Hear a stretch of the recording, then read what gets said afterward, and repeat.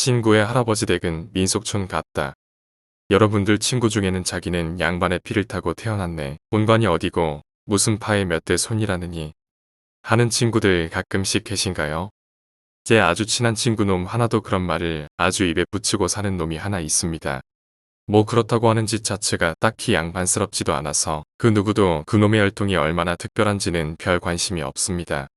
하지만 그 친구 놈의 할아버지 댁을 가본 사람이라면 그 아무도 그 친구의 거들먹거림이 근거 없는 빈소리만은 아니란 걸 알 수 있습니다. 친구의 할아버님 댁은 그 장소 이름만 말해도 다들 잘 아실 양반들이 모여 산다는 고장입니다. 거기에다 할아버님 댁 자체를 설명하자면 한마디로 민속촌이라고 하면 딱입니다. 집 건물도 한 채가 아닌 한 채, 바깥채, 부엌, 곳간으로 쓰여졌다는 지금의 창고부터 시작해서 건물이 몇 채씩 따로 지어져 있고 그 모두가 고풍스러운 기와지붕을 이고 있습니다. 거기에다 담장들마저 기와장을 이고 돌려져 있지요. 지금이야 그 친구와 제가 시간 맞춰 어디 놀러 간다는 게 웬만해선 이루어지기 힘든 아주 대단한 행사가 되어버렸지만 몇 년 전만 하더라도 여름이 오면 꼭 적어도 일주일 정도는 항상 친구놈 할아버님 댁에 가서 부비대다 오곤 했습니다. 도시 생활이 익숙한 저와 친구에겐 솔직히 거길 가도 특별히 신나는 일은 없었습니다. 하지만 어쩐지 둘 다 툇마루에 앉아 소나기 내리는 것만 보며 한나절 시간을 보내도 하나도 안 지겨운 요상한 취향을 가진지라 1년에 한 번 가게 되는 할아버님 댁 방문은 그 집 자체가 저희의 놀이터였던 것 같습니다. 이번에 올리는 얘기는 이 친구의 어머니께서 이 집에 시집 오셨을 때 일입니다. 친구 어머니께서는 시집 오자마자 한 세 달 동안을 주말 부부로 지내셨다고 합니다. 처음에 친구 아버님과 어머님께서는 결혼하시기 좀 전부터 신혼살림을 차릴 집을 보러 다니셨다고 합니다. 여기저기 다녀봤지만 맘에 딱 드는 집은 겨우 하나뿐이었고 그 집도 결혼식 날로부터 세 달은 지나야 당시에 살고 있던 사람들이 이사를 나가게 되어 있는 처지였다고 합니다. 하지만 그 집이 이래저래 마음에 드신 친구의 부모님은 그 집을 계약하기로 하고 그 세 달 동안 친구의 아버님은 원래 계시던 하숙집에서 계속 직장을 다니시고 친구의 어머님께서는 시댁법도도 배우고 할 겸 시댁으로 내려가서 시어른들과 함께 지내시기로 하셨답니다. 물론 주말이면 친구 아버님께서 기차를 타거나 고속버스를 타고 내려오셨고요. 그렇게 해서 시어른들과 함께하는 신혼생활, 순조로운 두 달이 흘러갔습니다. 그 큰 집에는 시어머님, 시아버님, 즉 제 친구의 할머님, 할아버님, 그리고 당시에 결혼할 나이가 안 된 친구의 작은 아버지가 사셨고 집안일을 도우시는 먼 친척벌 되시는 아주머니가 오래전부터 같이 사셨답니다. 친구 아버님 위로는 누님 두 분과 장남이신 큰 형님 한 분이 계시지만 그 당시엔 그 세 분 모두가 결혼하셔서 모두 다른 지역에 사시고 계신 터라 시골집은 그 큰 덩치와는 안 어울리는 단촐한 가족 스타일이었답니다. 그리고 새 며느리라고는 하지만 집안일 하시는 분도 계시고 해서 혼자 해야 하는 일거리가 너무 많다거나 한겨울 살 얼음을 깨고 냇가에서 빨래를 해야 하는 시집살이 같은 그런 극적인 일들은 전혀 없으셨답니다. 다만 어른들이 일찍 일어나시고 그에 따라 이른 아침을 드시기 때문에 그 시간 맞추어 일어나셔서 일하시는 아주머니가 아침 식사상 차릴 때 도와야 하는 대목이 그나마 신경을 써야 하는 부분이셨다고 합니다. 시계를 맞춰놓고 주무셔도 새색시가 긴장한 탓이라 항상 일어날 시간보다는 좀 더 일찍 눈이 떠지셨답니다. 하지만 아직 어둑어둑한 새벽에 포근한 아침잠이 너무 달아서 5분만 더 하는 날이 자주 있으셨는데 그날도 여느 때와 다름없이 딱 5분만 더 누워있자 하고는 자명종 시계를 붙잡고 잠이 살짝 들어 버리셨답니다. 그런데 잠결에 누군가가 아시하고 부르는 소리에 얼른 일어나 보니 정말 딱 5분이 지났더랍니다. 너무 긴장한 탓에 그렇게 누가 깨운 듯 눈이 떠졌나 하셨기에 방금 전 자기를 부르던 소리도 잘못 들은 거라고 생각하셨답니다. 그리고 며칠 후 이번에는 그냥 새벽잠에 푹 빠져 있는데 또다시 누군가 아시하고 부르는 소리에 눈이 확 떠졌답니다. 시계를 보니 일어나려고 했던 시간보다 20분 정도 더 흘렀고 시계가 울렸었음에도 자신도 모르게 자명종 소리를 꺼버린 듯 소리를 멈추게 하는 버튼이 눌러져 있더답니다.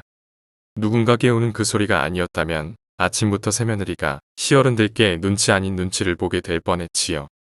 하지만 이번에는 그 소리가 처음도 아니고 해서 너무나 이상한 남의 문도 열어 바깥도 살펴보고 했는데 정말 아무도 없더라는군요.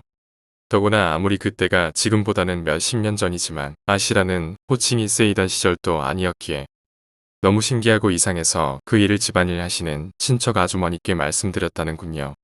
하지만 그 아주머니는 새댁이라 너무 긴장을 한 탓에 새벽잠이 얕아져서 그런가 보네 하시더랍니다.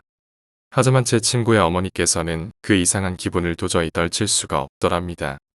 처음 듣지만 아주 부드러운 목소리로 가시집 온 자기가 늦잠을 자지 않도록 깨워주는 그 목소리가 신기하고 고마우면서도 한편으로는 오싹하기까지 하셨답니다. 처음도 아니고 두 번째로 듣게 된 그 아씨라고 부르는 소리. 그 덕분에 들어온 지 2달 된 새며느리의 실수는 모면했지만 도대체 그 소리가 어디서 난 건지, 정말 그 소리 자체가 있긴 했던 건지, 있다면 누가 왜 자기를 늦잠 자게 되는 실수를 할 때마다 구해주는 건지 친구 어머님은 한동안 궁금하고 답답하고 겁도 나고 머릿속이 아주 복잡하셨답니다.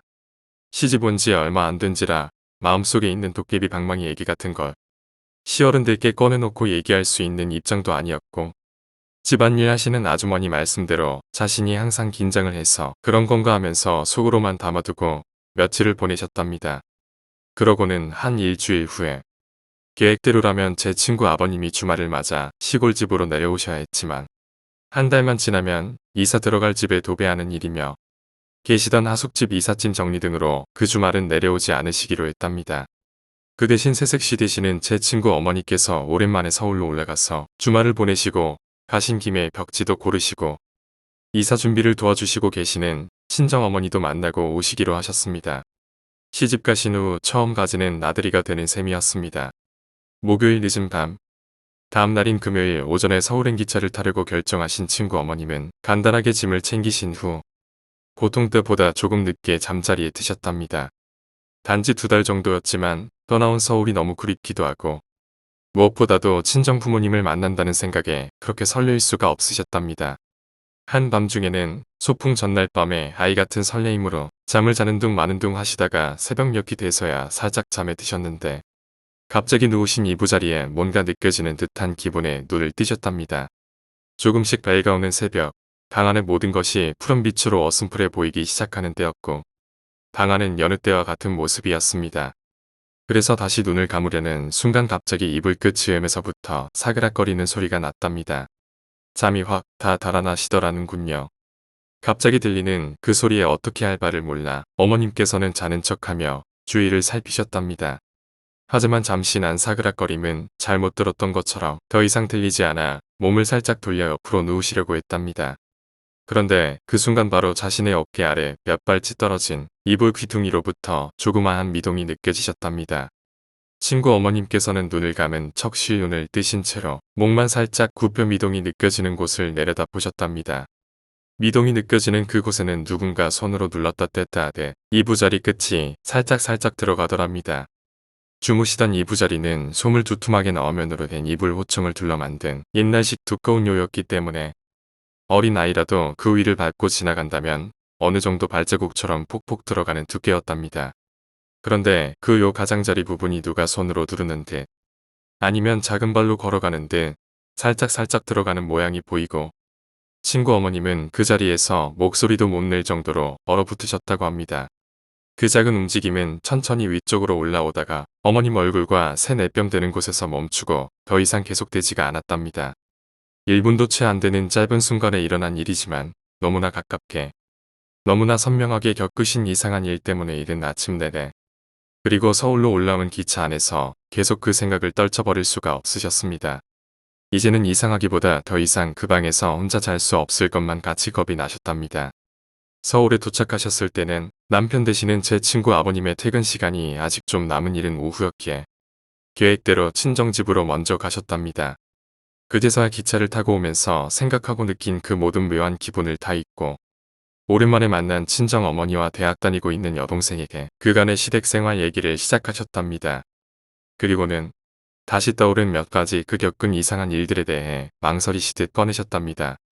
늦잠 잘 뻔할 때마다 깨워주는 듯한 그 목소리와 바로 오늘 겪은 누군가 자기의 이부자리를 매만지는 듯한 느낌. 그 얘기를 들으며 여동생은 그런 게 제 친구의 이모님께서 농담처럼 언니야 무당이라도 찾아가야 되는 거 아니야? 하시더랍니다. 안 그래도 찝찝하고 답답한 기분에 무당 소리를 들으니 정말 생전 안 가본 무당이라도 찾아가 보고 싶단 생각이 드시더라는군요. 하지만 무당을 찾는다는 게 왠지 캐캐묵근 생각하시는 할머니들이나 하는 일 같아 막상 그렇게 하자는 소리도 못 하셨다는군요. 그렇게 저녁이 되고 친정집으로 퇴근한 신랑을 만나고 오랜만에 친정 식구들과 가진 재미있는 시간에 밤늦게까지 수다를 떨었고 그 다음 날인 토요일 아침 남편이 출근하자마자 제 친구 어머니는 친정 어머님과 나가서 벽지도 고르고 도배 날도 정하고 세간살이도 고르고 그렇게 신혼 살림 준비를 하셨고 그동안은 시댁에서 겪은 모든 일을 까마득히 떠올리지 않으셨답니다. 어느덧 시간이 흘러 월요일 아침이 왔고 친구 아버님은 장인어른 댁에서 곧바로 출근을 하시고 친구 어머님의 계획대로라면 신랑이 출근하는 길에 같이 나서서 다시 시댁으로 내려오시기로 했는데 어쩐 일인지 친정 어머니께서 잠시만 더 있다 가라고 자꾸 잡으시는 바람에 남편부터 먼저 출근시키고 뒤로 남으셨다는군요. 서희가 출근하자마자 친정 어머니는 제 친구 어머니께 어디 잠시만 들렀다 그 길로 내려가라면서 다른 말씀도 안 하시고 제 친구 어머니를 데리고 집을 나서셨고 제 친구 어머님은 어딜 가려는데 이러시냐며 친정 어머님께 물어도 가는 길에 얘기하자시면서 그저 손목을 잡아 이끄시는 대로 따라갔답니다. 택시를 잡아 타고 어딘가로 가시는 길에 그제서야 친정 어머님은 오랜만에 집에 오자마자 당신 딸이 한 얘기가 영 마음에 걸리고 걱정이 되셔서 도저히 이대로 보낼 수가 없으시다고 하셨다는군요. 친구 어머니는 그런 친정 어머니를 안심시켜 드리려고 뭐 그런 걸 다 신경 쓰시냐고 난생 처음 시댁이란 곳에서 남편도 없이 긴장해서 지내다 보니 헛기분도 들고 하는 걸 거라는 말씀까지 드렸지만 친정 어머니께서는 네가 괜찮다고 해도 내가 걱정이 돼서 이렇게는 못 보낸다고 하시며 결국은 어느 작은 절까지 딸을 데리고 가셨답니다. 제 친구 어머님 댁은 불교를 믿으십니다. 특히 제 친구 외할머니가 그쪽으로는 아주 정성이라십니다. 하지만 사실점을 보고 붓을 하고 무조건 미신을 따르고 하는 건 불교의 본래 뜻 자체와 그리 맞지는 않다는군요.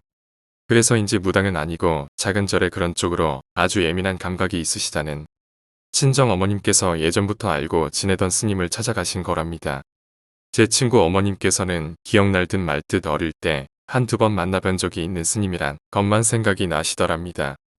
그 스님을 만난 제 친구 어머님과 친정 어머님께서는 제 친구 어머니가 겪으신 얘기는 하지도 않고 그냥 안부 인사가 오가고 그 절에 오시는 다른 분들 얘기를 하고 그렇게 한 시간이 넘도록 겉도는 얘기만 오갔답니다. 그런데 이 스님이 갑자기 제 친구 어머님께 하시는 말이 시집살이가 고달플 일은 없겠구나. 밤낮으로 아씨를 보살피는 덕을 네가 보는구나. 이렇게 딱 두 마디 하시더랍니다. 그러자마자 제 친구 어머니는 머리가 빙 돌 정도로 놀라셨답니다. 그 아씨란 단어의 말입니다. 그 아씨란 말이 바로 제 친구 어머니께서 헛소리를 듣듯 들으신 단어고 그 아씨란 단어 덕에 늦잠을 자 버리는 실수를 모면한 적이 있기 때문이었죠. 네. 그리하여 시작된 스님의 말씀. 친정 어머니도 제 친구 어머니 본인도 너무 놀라셨다는군요. 친구 어머니의 시댁에 한 번도 가신 적 없는 스님은 이미 그 시댁이 아주 오래된 건물로 된 집이라는 걸 들여다보시듯 아시더랍니다. 그러시면서 바로 앞에 앉아 겁을 잔뜩 먹고 계신 친구 어머님을 보시면서 걱정할 것 없다. 널 해코지 하려는 게 아니고 널 돕기만 하려는 불쌍한 것이니 겁먹지 말고 내가 하는 대로 듣고 따라서 부천에서 떠도는 영혼 하나 좋은 데로 보내주자 하시더랍니다. 그러고는 스님은 가부좌를 틀고 앉으셔서 눈을 지긋히 감으시고 나직하게 연불을 올리시더랍니다. 한참 만에야 입을 여신 스님의 말씀인즉 지금 시부모님들이 태어나시기 전 불과 몇 대 바로 위로 아주 어린 나이에 이 가문으로 시집온 귀수가 있었고 그 당시엔 집안이 웬만큼만 되면 딸을 시집 보낼 때는 그 딸이 고생하지 않도록 친정에서 몸종 한둘은 꼭 따라서 보냈답니다. 그래서 이 어린 귀수가 시집을 왔을 때도 이 아씨보다는 나이가 좀 더 많은 하지만 지금으로 하면 그마저도 어린 계집아이에 불과한 나이에 몸종이 따라왔고 이 착하고 의리 있는 몸종 아이는 자기가 모시던 애기 아씨가 시집가는 통에 자신의 부모마저 뒤로하고 이 아씨를 따라와 섬겼답니다. 하지만 무슨 일인지 이 몸종 아이가 아씨를 평생 섬기지 못하고 아씨보다 먼저 저 세상으로 갔다는군요. 그래서인지 이 몸종은 저 세상으로 가는 다리를 훌쩍 건너지 못하고 죄송한 마음이 남고 애기 아씨를 걱정하는 마음에 그 집을 맴돌면서 아씨를 찾고 있었다는군요. 그러면서 세월은 흐르고 또 흐르고 어떻게 해서 제 친구 어머니가 그 집으로 시집을 가시고 우연하게도 그 아씨를 찾아 헤매던 영혼은 제 친구 어머니가 다시 돌아온 그 애기 아씨라고 믿고 예전처럼 애기 아씨를 섬기기 시작했답니다. 아직 어린 나이라 한참 아침 잠이 많았을 애기 아씨를 새벽마다 깨우고 바로 곁에서 아씨를 돌보고 있다는 겁니다. 스님은 미련이 너무 크게 남아 이승을 떠도는 이 착한 영혼을 훌훌 보내줘야 한다고. 그러려면 뭔가 매개체가 있어야 하는데 그걸 찾지 않고는 이 영혼은 끝까지 부천을 떠돌며 몸종 노릇만 하며 이 세상에 다시 태어날 기회를 얻지를 못한다고 하셨답니다.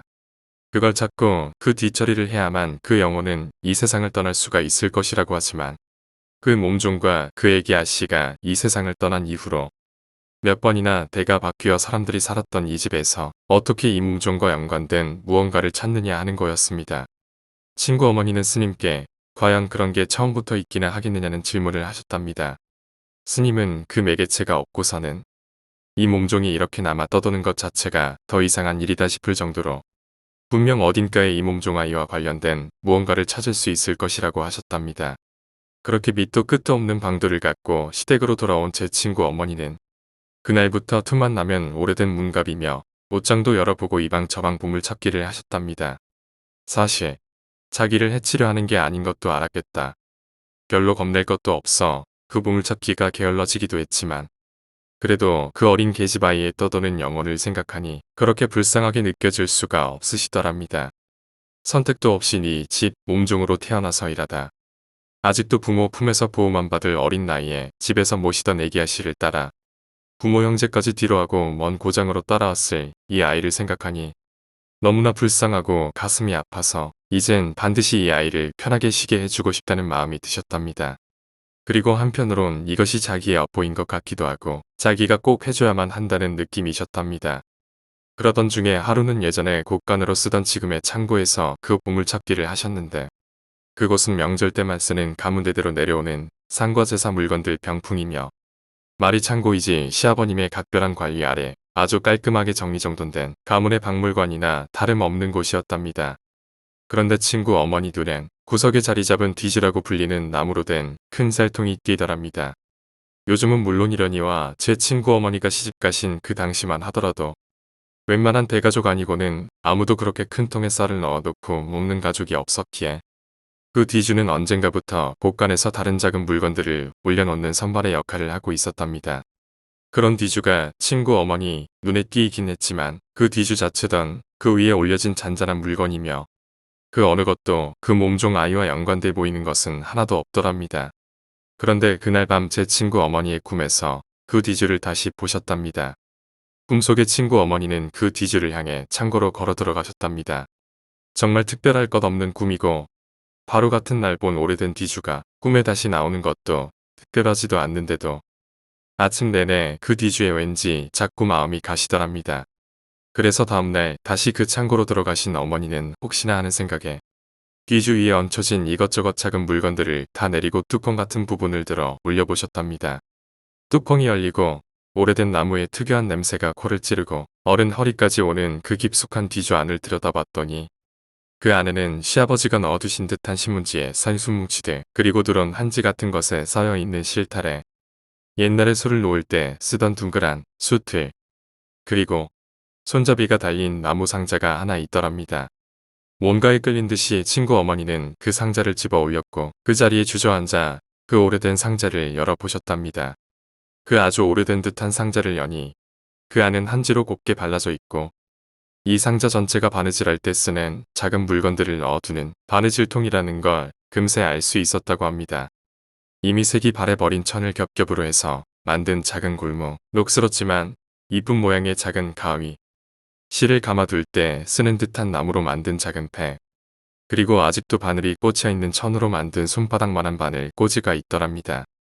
하지만 그 바느질통이 언제적 것인지도 잘 모르고 워낙 옛 물건들은 잘 관리하시는 시아버님 덕에 사실 이 바느질통이 얼마나 오래된 건지도 알 수가 없게 보관이 잘 되어 있더랍니다.